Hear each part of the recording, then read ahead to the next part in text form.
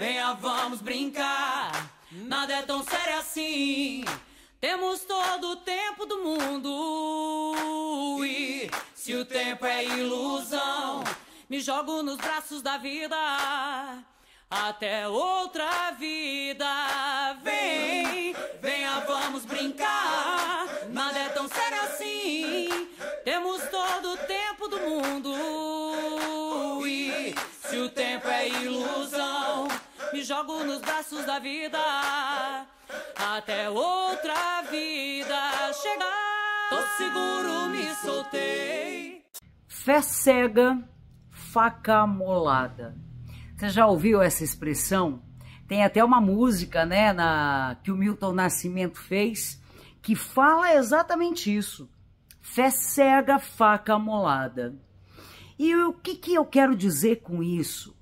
Acabou-se o tempo, galera, onde os dogmas norteavam a nossa relação com o divino.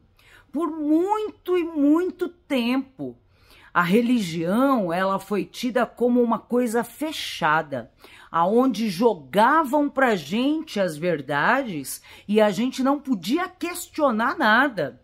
Era pecado, né?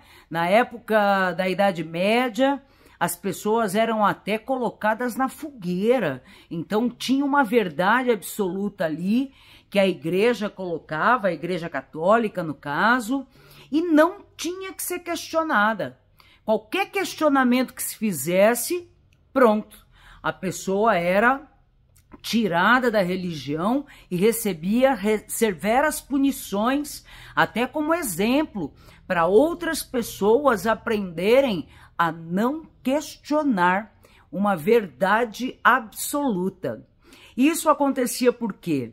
Porque os líderes religiosos, eles se colocavam como os escolhidos de Deus para conversarem com os seres humanos, os normais, a gente, né?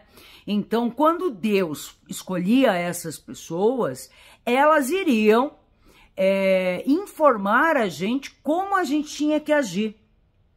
E a gente ia ficar quieto, porque, na verdade, eles eram os top e a gente era os bosta.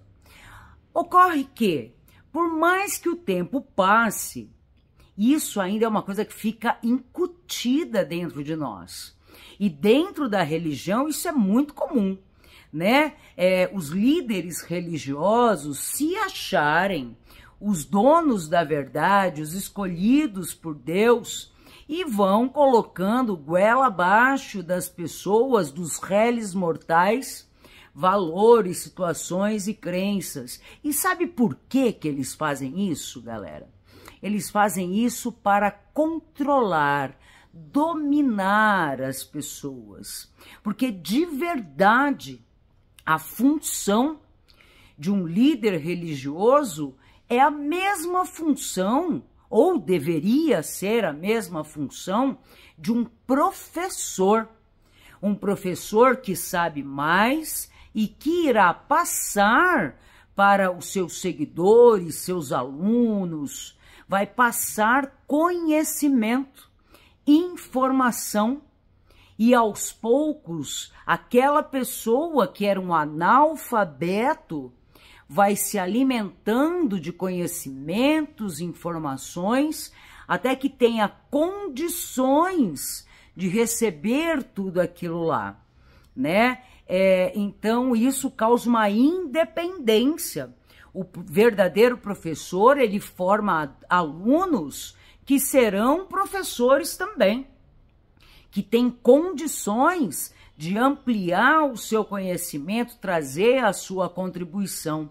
E para isso existe uma questão entre aluno e professor, que é normal, o questionamento, o perguntar, e até quando o professor não sabe, se é um professor de verdade, ele vai dizer, olha, eu não sei isso, eu vou me informar e tal, e vai começando a estudar cada vez mais, né?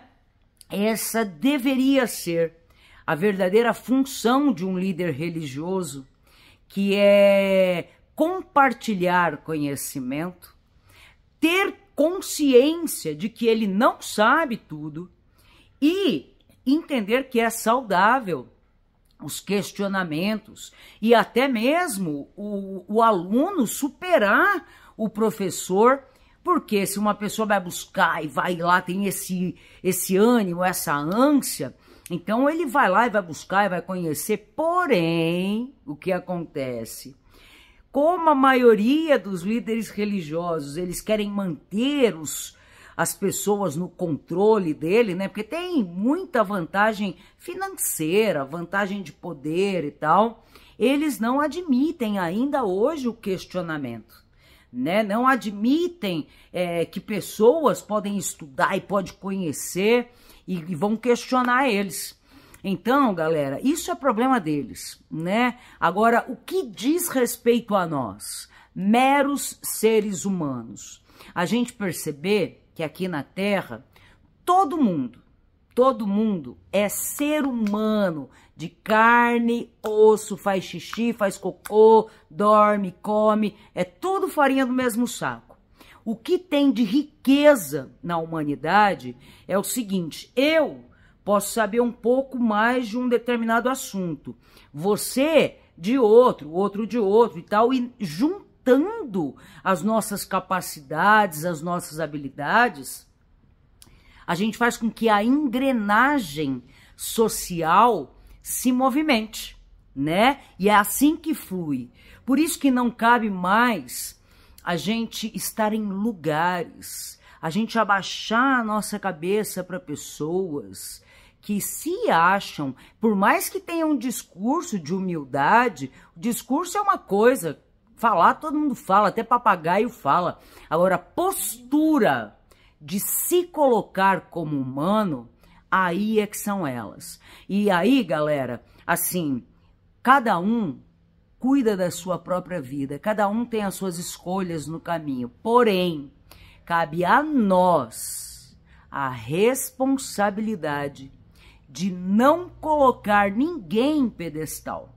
Se você frequenta uma igreja, um terreiro, uma paróquia, sei lá o quê, onde existe uma pessoa que você gosta do conhecimento que ela tem ali para te ofertar, leve isso como um professor.